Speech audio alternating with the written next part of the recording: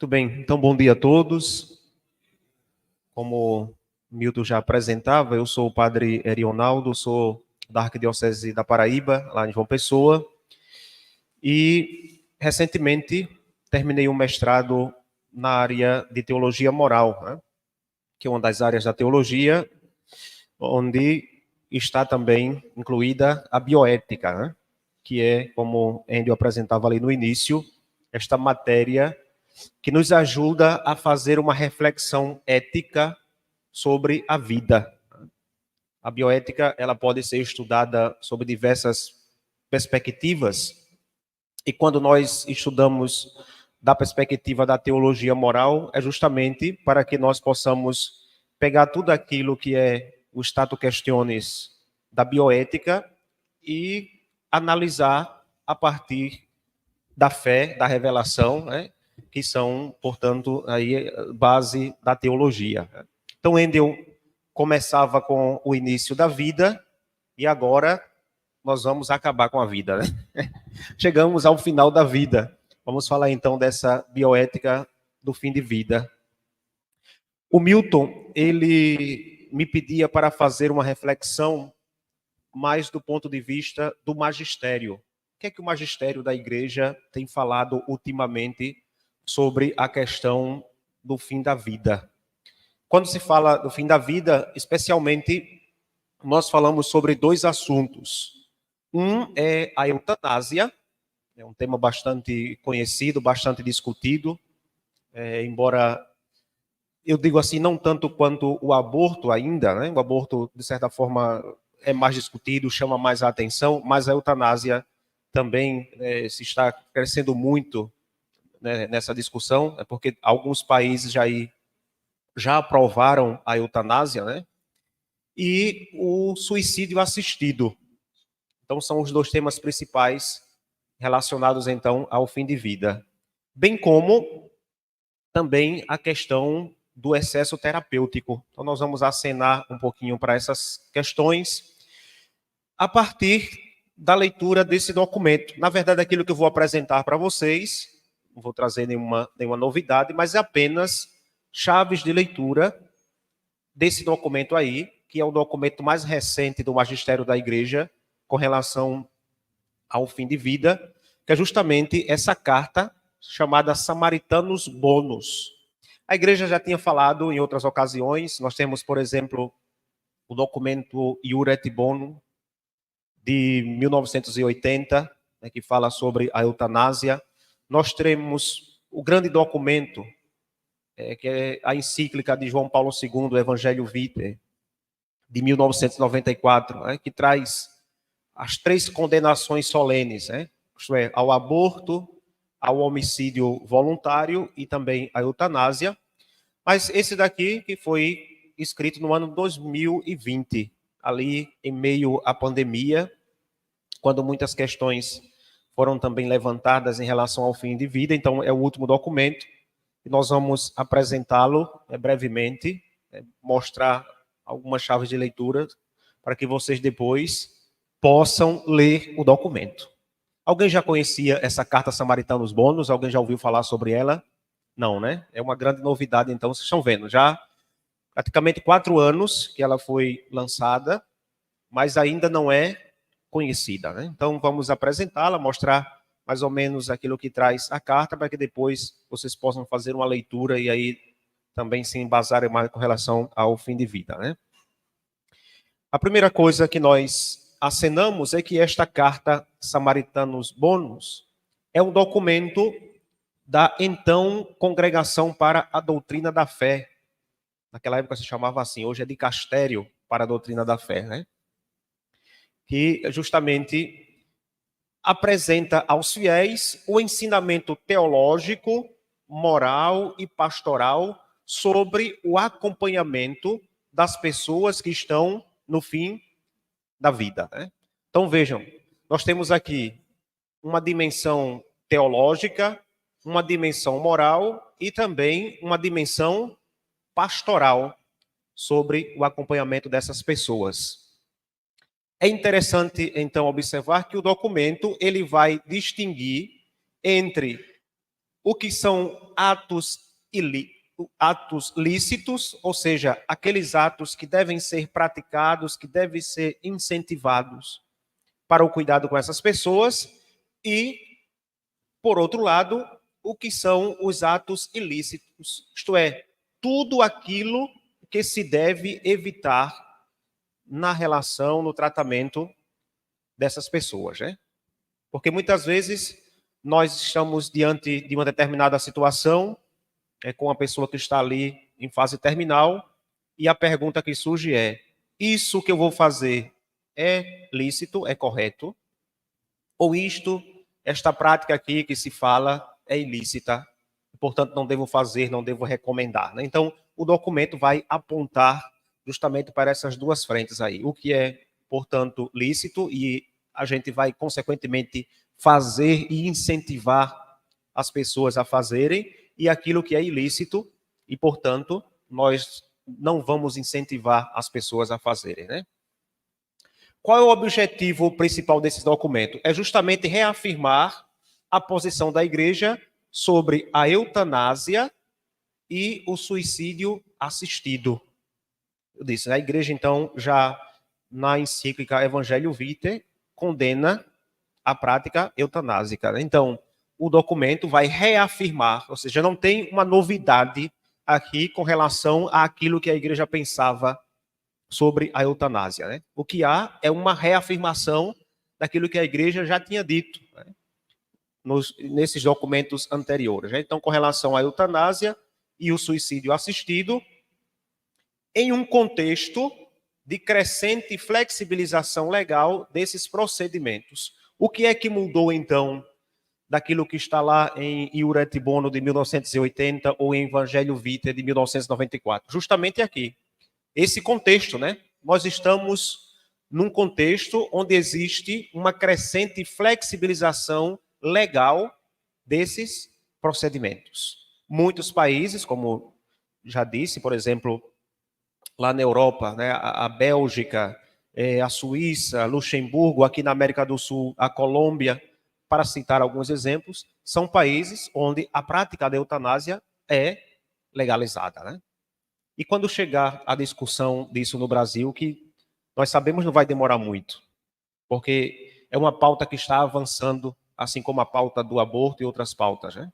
Então, qual vai ser a nossa posição mediante a isso, né? Então, e é importante analisar isto, esta crescente flexibilização dessas leis em relação a esses procedimentos da eutanásia, né?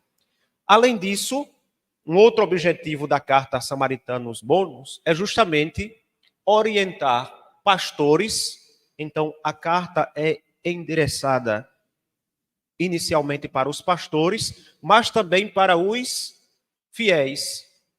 Então, não só para nós padres, para os bispos, mas para vocês. E eu dizia, de modo especial, para os fiéis, porque, na verdade, é vocês que estão na massa, né? É vocês que estão no meio do povo. Então, vocês têm um papel fundamental, um papel essencial nesta educação na mentalidade do povo, para saber aquilo que a gente dizia anteriormente, o que é lícito e o que é ilícito em relação ao cuidado com as pessoas no fim da vida, né? Então, orienta pastores e fiéis nas suas preocupações e nas suas dúvidas sobre a assistência médica, a assistência espiritual e a assistência pastoral que nós devemos oferecer aos doentes em fases críticas e terminais da vida. Então, nós não estamos falando aqui somente de uma assistência médica. Nós estamos falando também de uma assistência espiritual e uma assistência pastoral. E essas duas últimas tocam diretamente a nós. Tocam diretamente a nós, né? Então, como é que nós vamos nos comportar diante disso? O documento insiste que, mesmo quando a cura é impossível ou improvável, esse acompanhamento médico, psicológico, espiritual, pastoral, deve permanecer sempre um dever essencial. Ah, padre, mas aquela pessoa, então, está para morrer, ela não precisa ser acompanhada, né? Vamos deixar lá com a boca escancarada, cheia de dentes, esperando a morte chegar. Não. O documento acentua bem. Mesmo quando a cura, do ponto de vista médico, é impossível ou improvável, o acompanhamento médico, psicológico, espiritual deve permanecer um dever essencial. Não nos esqueçamos disso, né? Acompanhar sempre, né? Então, a seguir vou destacar aí alguns pontos do documento e, como dizia no início, deixo esta recomendação para que vocês possam ler na íntegra esta carta, que é muito importante para que nós possamos, então, compreender esse acompanhamento, né? A primeira coisa que nós acentuamos, já entrando diretamente na carta, é a atualidade do bom samaritano, né? Vocês viram que a carta toma como nome justamente aquela passagem do Evangelho que nós conhecemos bastante. Quantas vezes já escutamos esta parábola do bom samaritano, né?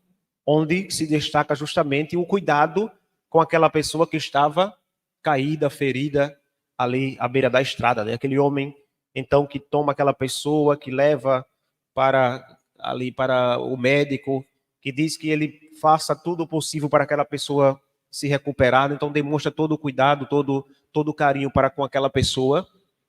Então, o texto da carta vem reafirmar esta posição que já foi expressa várias vezes pela igreja sobre o assunto, né? Tornou-se necessário, devido à multiplicação de casos de crônica e ao avanço da legalização, que um número crescente de países autoriza a eutanásia e o suicídio assistido de pessoas gravemente doentes, mas também dos que vivem sós ou com problemas psicológicos, né? Aquelas pessoas que não encontraram um sentido para a vida, né?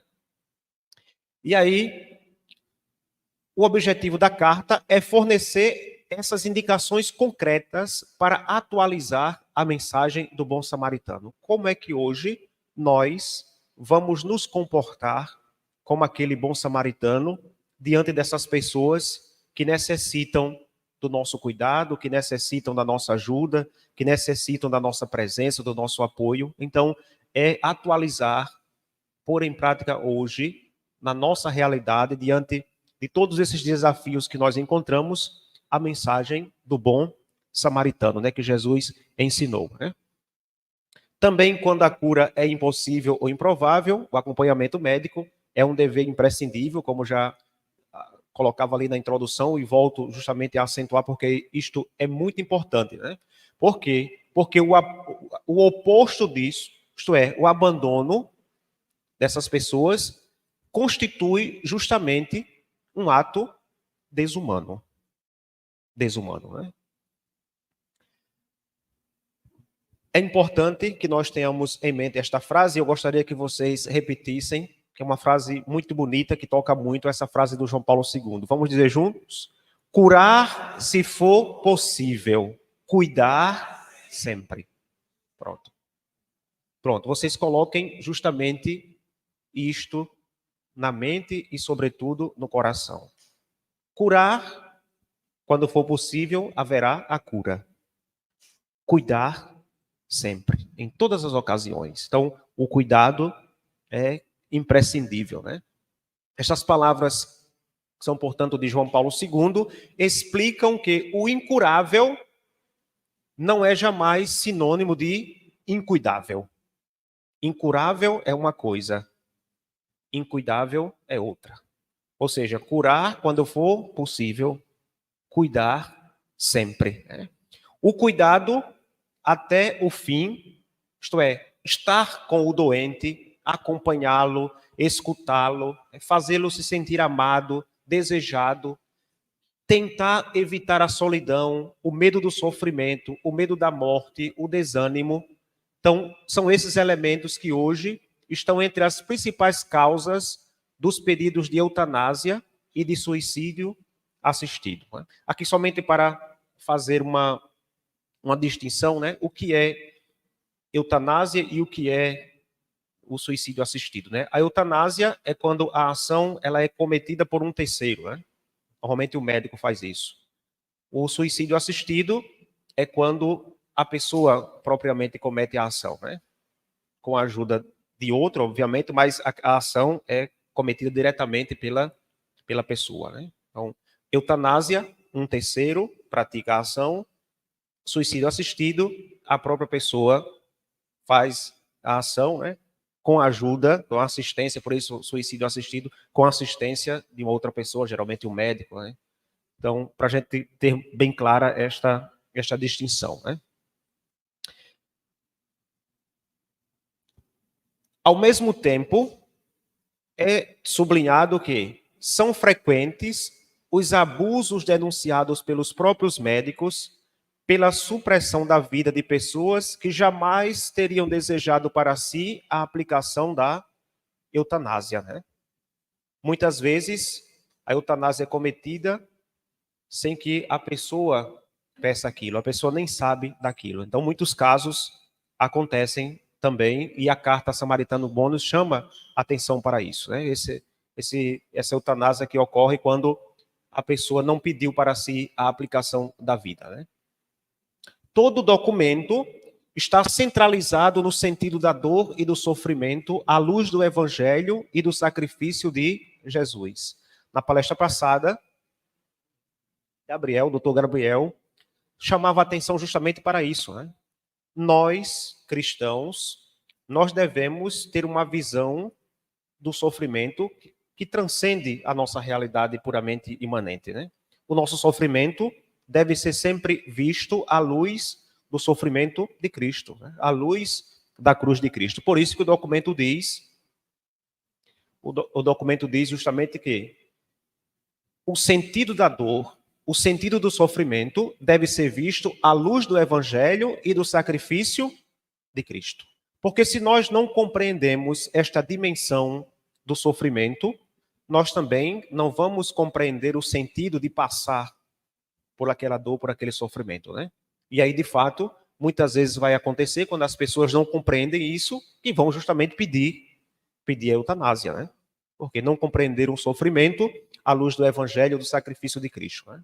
E diz assim o documento: a dor é suportável existencialmente apenas onde há esperança. O doutor falava muito sobre a questão da esperança, né? Se perde a esperança, se perde o sentido da vida, né? Então, eu não vou suportar uma dor, eu não vou suportar um sofrimento se eu não tenho esperança. Então, diz assim textualmente, né, o documento: a dor é suportável existencialmente apenas onde há esperança. E a esperança que Cristo transmite ao sofredor e ao doente é aquela da sua presença, da sua proximidade, né? Então, se nós somos conscientes de que Cristo caminha conosco, de que Cristo está ao nosso lado, não obstante toda a dor, todo o sofrimento, toda a dificuldade, então nós vamos encontrar esse sentido para a vida, né? E eu vou viver, então, de esperança. Se eu perco esse sentido, então, consequentemente, não vou lutar para viver, né? Não tenho sentido para continuar vivendo. Os cuidados paliativos não bastam se não há ninguém que esteja junto ao doente e lhe testemunhe o seu valor único e irrepetível, né? Cada pessoa é única, irrepetível, e o doente precisa ter esta consciência. É por isso que, além dos cuidados paliativos, é justamente aquilo em que a igreja insiste, né, que todos devem receber estes cuidados, também é importante, é fundamental esta presença. Esta presença que faça com que o outro se sinta único, se sinta valorizado, se sinta irrepetível, não se sinta um peso. Muitas vezes, alguns pedidos de eutanásia acontecem justamente por isso. O doente se acha um peso para a família, para aquela pessoa que está cuidando dele. Então, quer buscar na morte essa forma de deixar de ser um peso para o outro.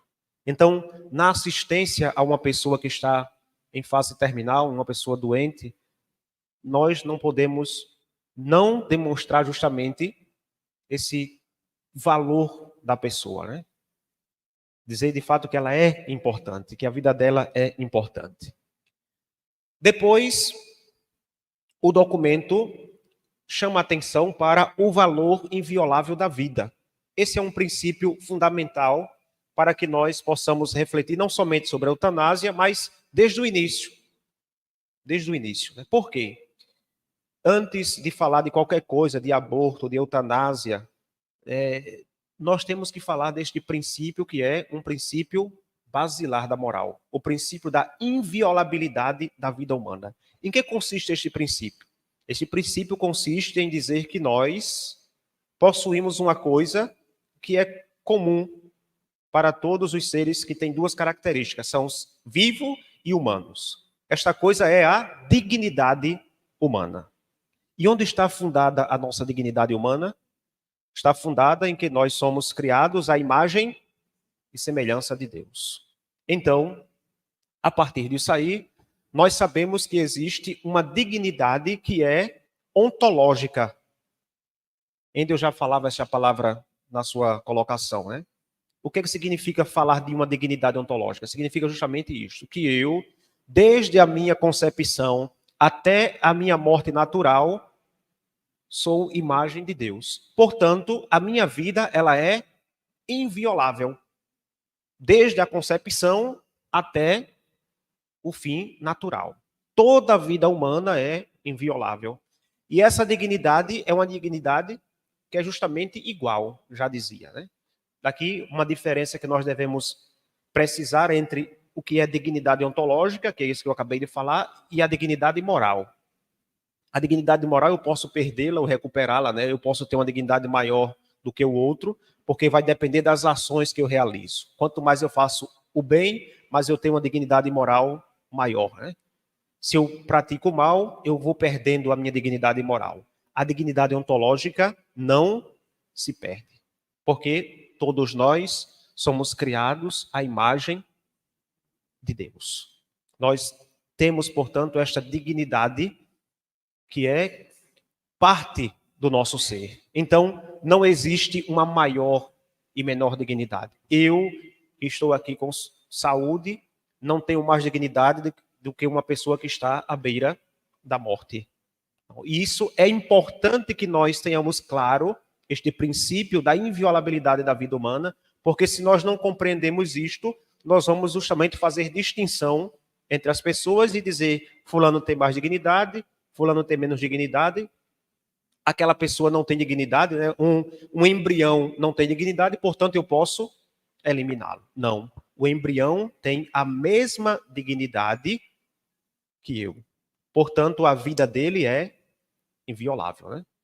Esse é o princípio da inviolabilidade da vida humana, né? Que é justamente o princípio fundamental, que é o princípio da vida. Todos têm direito à vida, desde a concepção até o seu fim natural, né? Então, esse princípio, ele é colocado aí na carta, falando justamente isso, né? Que o valor inviolável da vida humana é uma verdade basilar da lei moral natural.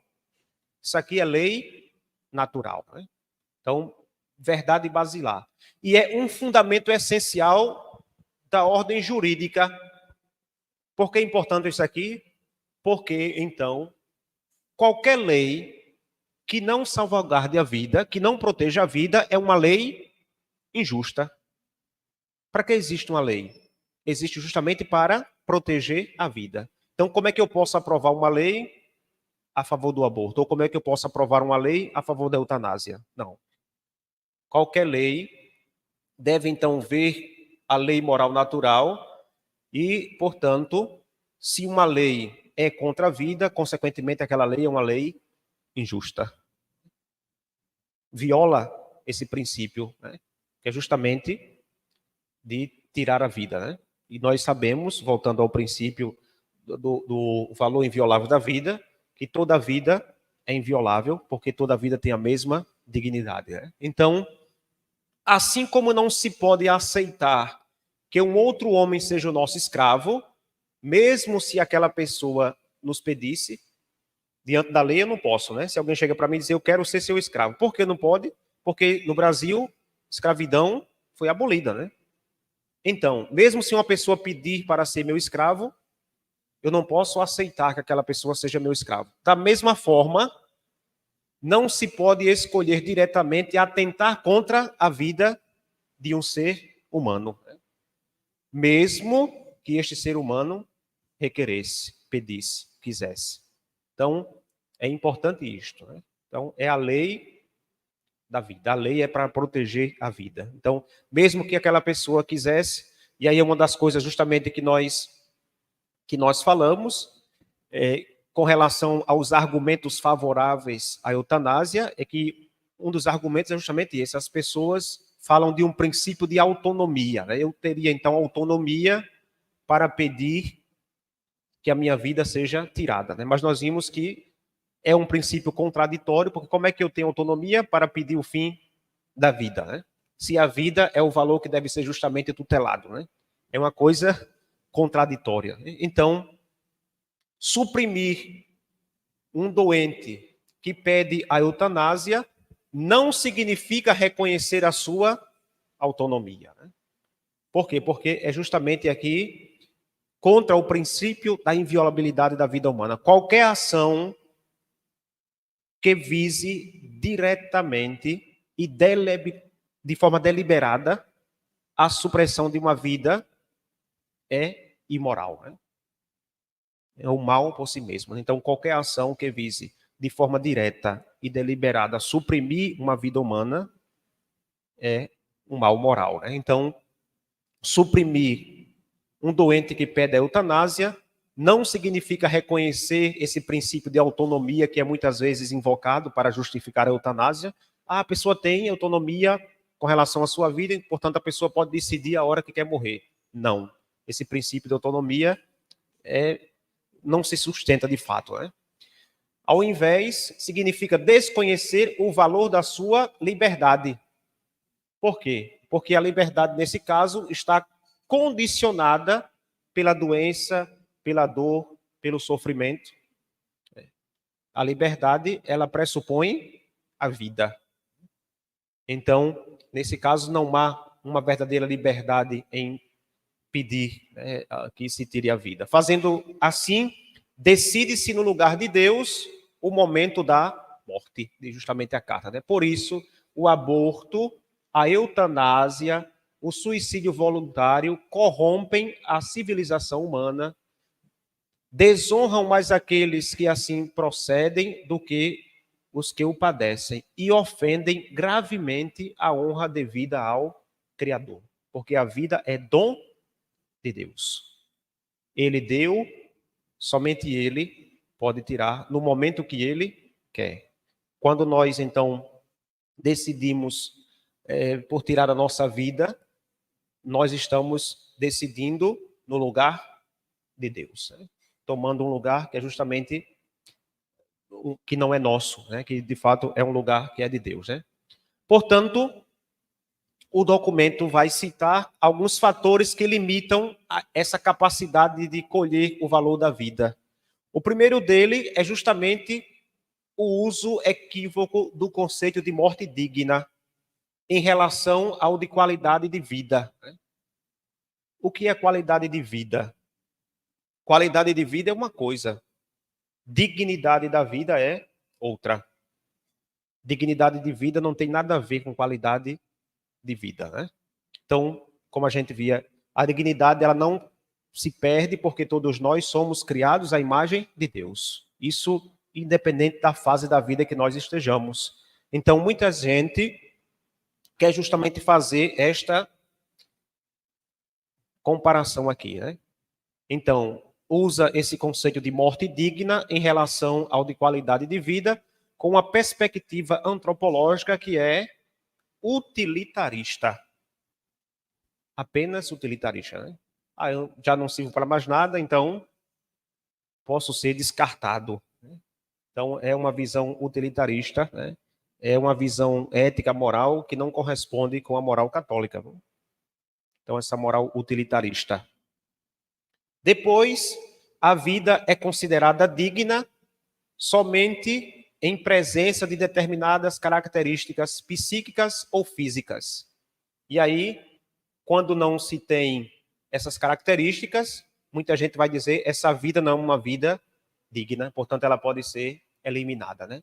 E ainda há esse segundo obstáculo, que é justamente uma compreensão equivocada, errônea, de compaixão. Porque um dos argumentos também utilizados a favor da eutanásia é dizer que aquilo é um ato de compaixão, porque está tirando o sofrimento da pessoa, né? De fato, se nós formos ver a origem do termo eutanásia, significa isso, evoca uma boa morte. Mas, do ponto de vista da teologia moral, eutanásia não é boa morte, mas é justamente toda ação ou omissão que vise diretamente a morte de uma pessoa com a finalidade de evitar sofrimento. Esta é a definição que, inclusive, Evangelho Vitae dá sobre eutanásia, né? Qualquer ação ou omissão que vise diretamente a morte de uma pessoa com o objetivo de evitar sofrimento, né? Então, esse conceito de compaixão é um conceito equivocado quando é usado, então, como argumento para a eutanásia, né? Há ainda um outro conceito que o documento aí ele não acena, que é um conceito que nós chamamos de ladeira escorregadia. Que conceito é esse? É dizer assim, vamos aprovar a eutanásia para esse caso aqui específico, porque é um caso, por exemplo, irreversível, né? Esse argumento é só para começo de conversa, por isso que se chama ladeira escorregadia, né? Você passa aí tem aquela história, né? Onde passa um boi, passa uma boiada. Então você abre uma brecha ali para uma primeira exceção, aí depois vão colocando outras coisas, e aí daqui a pouco tudo aí está aprovado, né? A eutanásia, de modo geral, está aprovada. Então, esses são os argumentos para aqueles que usam a defesa da eutanásia, né?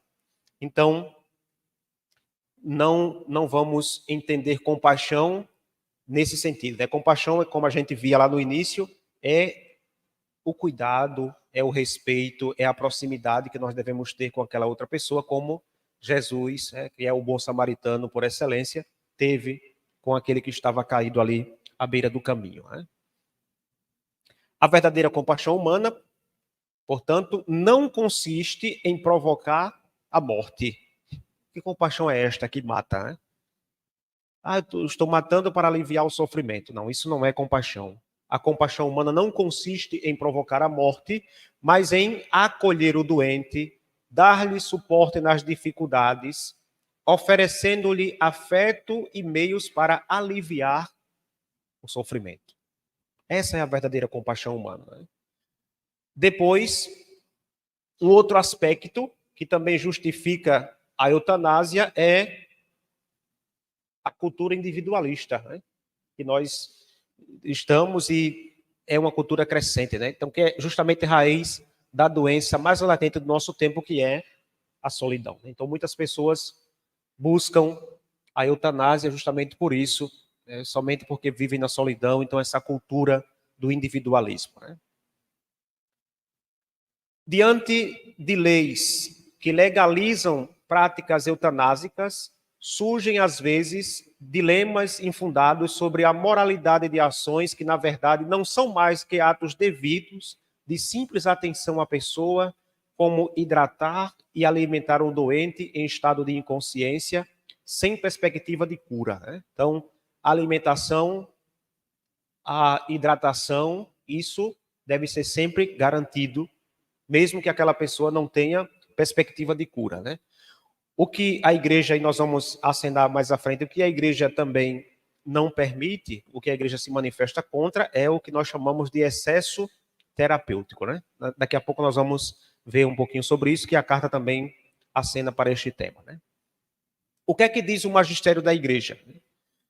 Diz que, diante da disseminação de protocolos médicos de fim de vida, há a preocupação com o amplamente divulgado abuso de uma perspectiva eutanásica, muitas vezes sem consulta ao paciente, que deveria ser o primeiro consultado, né, em caso que esteja ali em consciência, ou a família. Né? Muitas vezes o próprio médico, por conta própria, decide praticar a eutanásia. Né?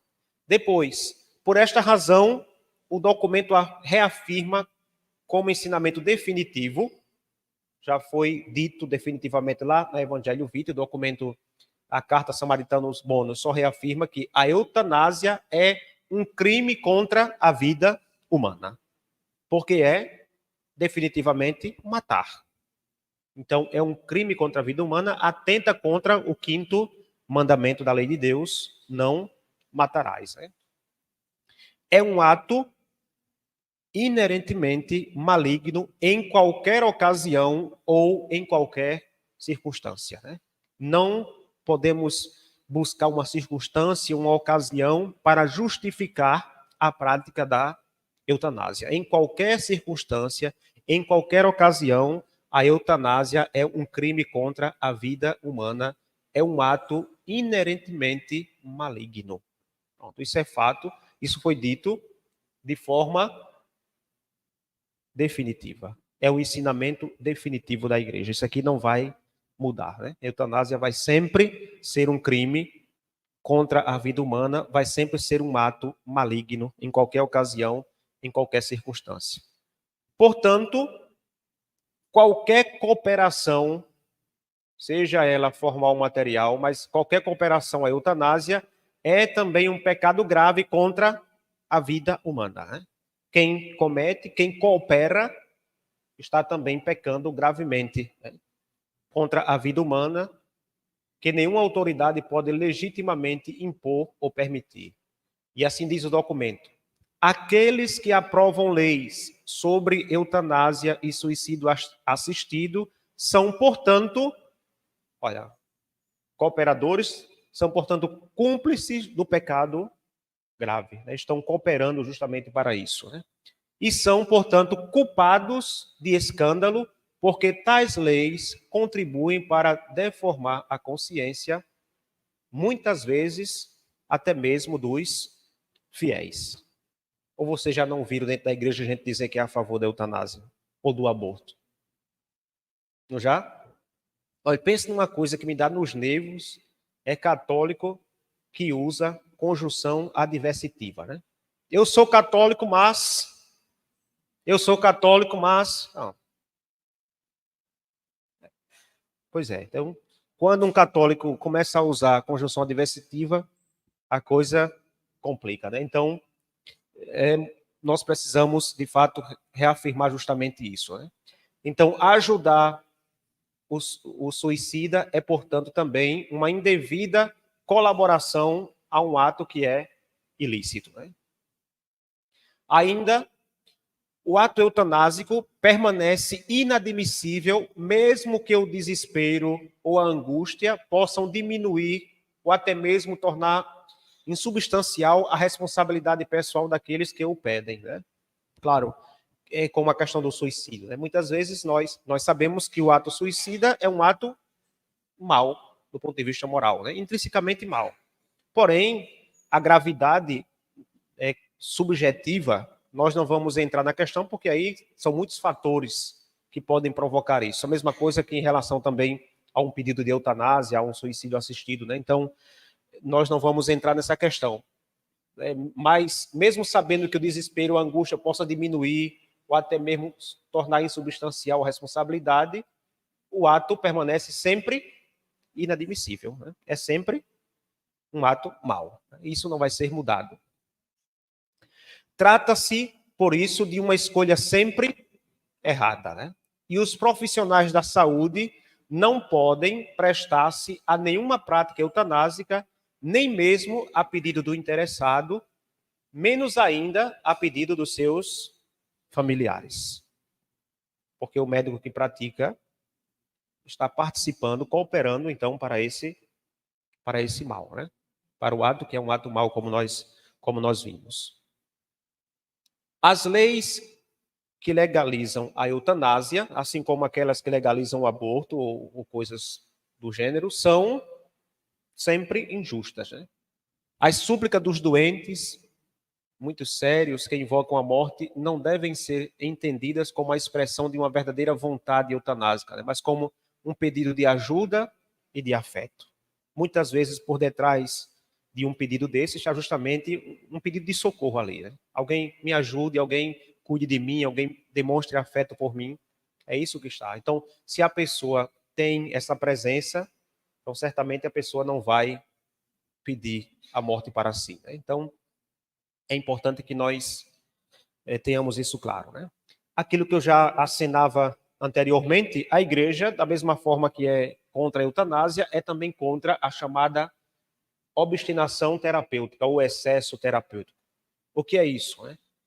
Justamente o documento explica que tutelar a dignidade do morrer significa excluir, seja a antecipação da morte, portanto a eutanásia, seja a sua dilação com a assim chamada obstinação terapêutica, que hoje é possível pela medicina moderna, que dispõe de meios que são capazes de retardar artificialmente a morte, sem que o paciente receba, em alguns casos, um verdadeiro benefício. Então, prorrogar a vida de forma que seja, na teologia moral nós chamamos desproporcional, aqui não vou entrar, que é uma discussão muito ampla, mas se é desproporcional, a igreja também é contra isso. Isso se chama obstinação terapêutica, né? Excesso terapêutico. De fato, quando estava fazendo agora o curso de bioética do fim de vida, o professor pediu que nós fizéssemos a leitura de um livro, e o título do livro era Doutor, me deixe morrer. Que a gente era acostumado a ir para o médico para dizer assim, doutor, não me deixe morrer, né? Faça de tudo para que eu não morra. E o título do livro era Doutor, me deixe morrer. Isto é, não fique prorrogando de forma desproporcional a vida de uma pessoa. Então, a igreja se posiciona também contra ao excesso terapêutico.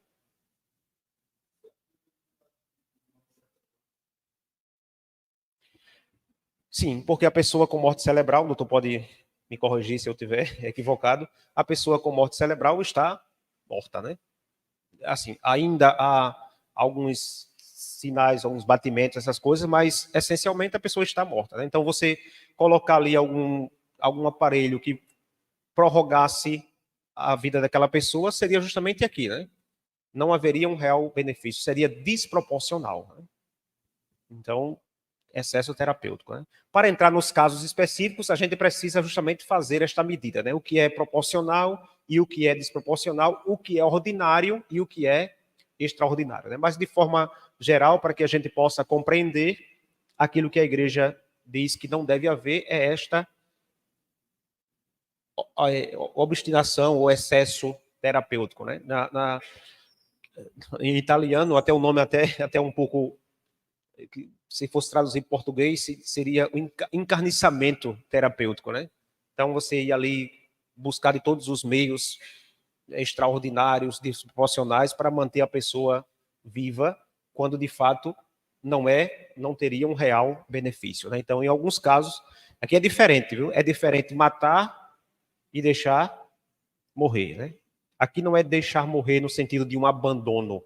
Não, a pessoa deve ser assistida, deve receber tudo aquilo que é ordinário, né, que é proporcional, agora não deve ter a sua vida prorrogada por um meio que seja desproporcional. Né? Então, é justamente isso também que a carta chama justamente a atenção. Né? Então, retardar de modo artificial a morte, sem que o paciente receba um real benefício, isto não deve ser feito. Né? Isso se chama justamente obstinação terapêutica. Né? Então, não há obstinação terapêutica. Portanto, na iminência de uma morte inevitável, é lícito tomar a decisão em ciência e consciência de renunciar a tratamentos que provocariam somente um prolongamento precário e penoso da vida, sem, todavia, interromper os cuidados que são normais devidos ao doente. Certo? Então, aquilo que é a hidratação, né, a alimentação, tudo aquilo que for com relação a esses cuidados normais devem ser mantidos. O que não se deve fazer é justamente usar de meios para prolongar de modo precário e penoso a vida daquela pessoa, né? Então, não também a obstinação terapêutica, né? Então, a renúncia a esses meios extraordinários, desproporcionais, expressa, portanto, a aceitação da condição humana diante da morte. Por quê? Porque todos nós vamos morrer. A morte é natural, né?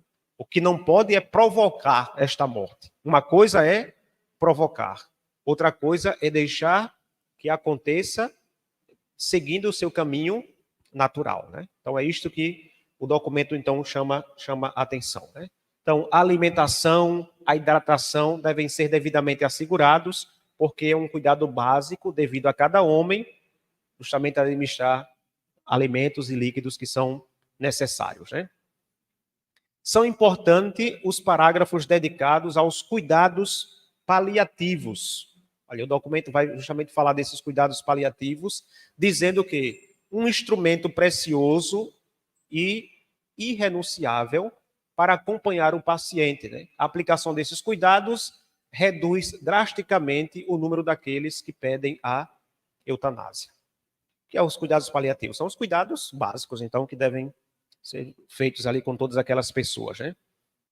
Entre os cuidados paliativos, que jamais podem incluir a possibilidade de eutanásia ou suicídio assistido, o documento também inclui essa assistência espiritual ao paciente e aos seus familiares, né? Isso é um papel muito importante, sobretudo para nós padres, porque hoje, de certa forma, existe uma escassez desse acompanhamento espiritual, né, nos hospitais, nas casas mesmo, onde estão essas pessoas. Então, o documento chama justamente a atenção dos pastores para dar essa assistência espiritual, mas também para todos vocês que são agentes de pastoral, né, que podem justamente fazer também esse acompanhamento espiritual, né, tanto ao paciente como aos seus familiares, né.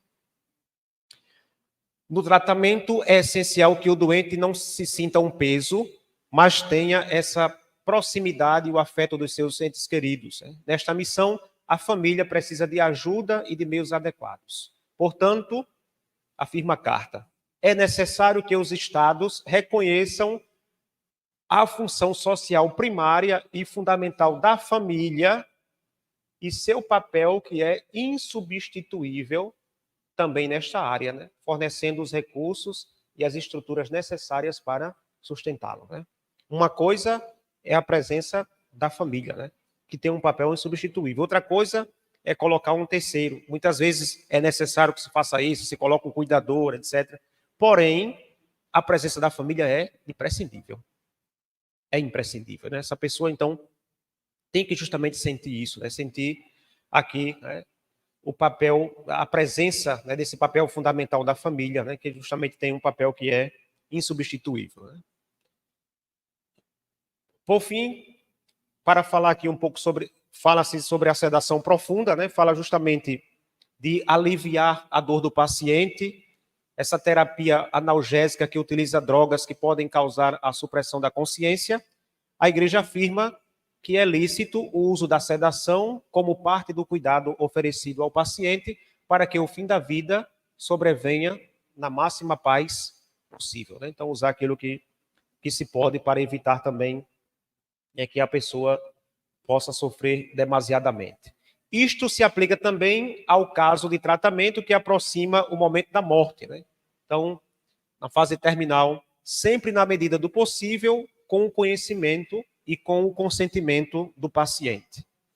Mas a sedação é inaceitável se for administrada para causar diretamente e intencionalmente a morte, né? Então, a sedação não pode ser usada como meio para a eutanásia, né? Ela pode ser usada ali da forma que se deve, apenas para ajudar a aliviar a dor, o sofrimento daquele paciente, daquele doente, né?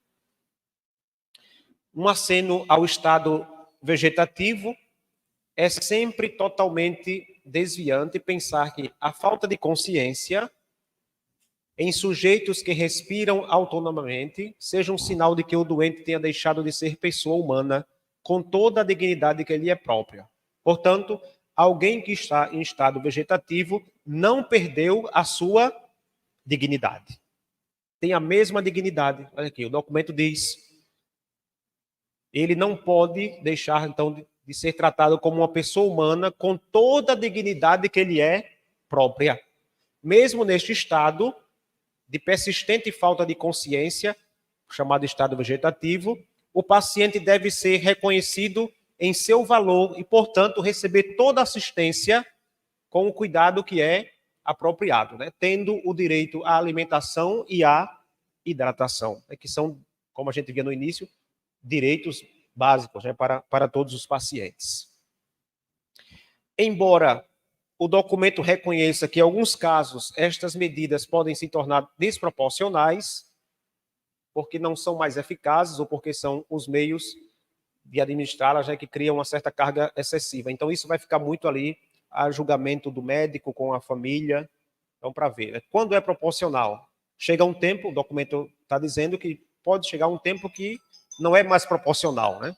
Então, não seria necessário, do ponto de vista moral, continuar com aquele tratamento, né? Então, isso precisa também ser analisado caso a caso, né? O documento afirma que deve ser fornecido apoio adequado aos membros da família para carregar essa carga prolongada de cuidados aos pacientes em estado vegetativo. Depois, o documento vai fazer, então, um aceno à objeção de consciência. A carta pede posições claras e unificadas por parte da Igreja e das igrejas locais sobre estas questões, convidando as instituições católicas de saúde a darem testemunho, abstendo-se de comportamentos que sejam ilicitamente imoral, né? As leis que aprovam a eutanásia não criam obrigações para a consciência.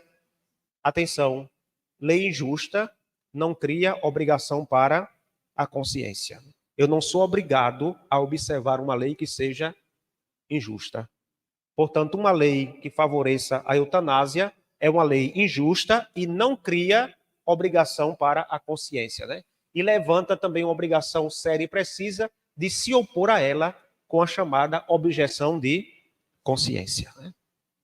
Lei injusta não cria, então, essa adesão da nossa parte, né? O médico nunca é um mero executor da vontade do paciente. Sempre mantém o direito e o dever de evitar o bem moral visto pela própria consciência, né? Então, o médico, em todo caso, não é jamais um mero executor da vontade do paciente, né? Conserva sempre o direito e o dever de subtrair-se a vontades discordantes do bem moral visto pela própria consciência, né? Então, o médico pode muito bem dizer: eu não quero fazer prática eutanásica, né? Então, não é obrigado justamente a isso. Por outro lado, recorda-se que não existe o direito de dispor arbitrariamente da própria vida, de modo que nenhum profissional da saúde pode se tornar o guardião executivo de um direito inexistente. É importante que médicos e profissionais da saúde sejam formados para um acompanhamento cristão do moribundo, como mostram os recentes eventos, né? De fato, o documento foi escrito aí no contexto da Covid-19, é do ano de 2020, esse documento. Por fim, quanto ao acompanhamento espiritual e sacramental daqueles que pedem eutanásia, é necessária uma proximidade que sempre convide à conversão, mas não é admissível qualquer gesto exterior que possa ser interpretado como uma aprovação da ação eutanásica, como, por exemplo, estar presente no momento de sua realização, né? Por quê? Porque tal presença pode ser interpretada como uma certa cumplicidade também ali, né? Então, diante de uma pessoa que manifesta esse desejo, o que nós devemos fazer é ajudar a que aquela pessoa possa tomar esse caminho da conversão, mudar de ideia, né, mudar de vida e aceitar o sofrimento, né, de forma cristã, e então possa viver unindo a sua vida, unindo o seu sofrimento ao de Cristo, né? Então, são esses os indicativos. Como disse no início, recomendo que vocês possam ler na íntegra a carta, e é aí aquilo que a igreja fala ultimamente sobre as questões do fim de vida.